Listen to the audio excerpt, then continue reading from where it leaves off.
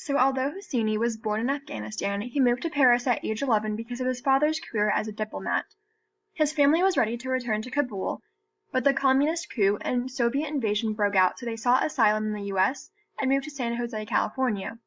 One can see the resemblances between Hosseini and Amir's life, as they moved to America at about the same age and around the same place. As well, Hosseini was influenced by his childhood background. As a child, Hosseini had literary preferences similar to those of Amir and read quite a bit of Persian poetry.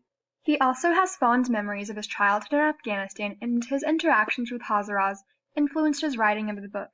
His experience with a Hazara who worked for his family and taught him how to read and write inspired the relationship of Amir and Hassan.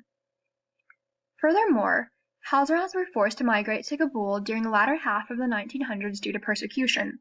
Their low socioeconomic status has created class and ethnic divisions.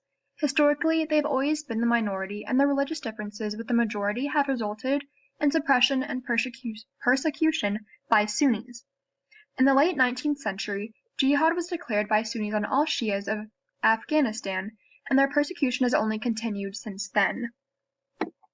Finally, overall, The Kite Runner is an exceptionally written book that astonishes me in many ways and has opened my eyes to the strife that has historically filled the Middle East. Because of this, it provides a context to why Afghanistan is as troubled and weakened as it is today. With the perspective of Amir, the reader envisions how life transformed for those living in Afghanistan, and Afghans become more than numbers read about in the news. This elevates the storyline tremendously, and the reader is able to form an emotional connection to the characters, as well as those who have been affected by Afghan turmoil, as well as all conflicts in general.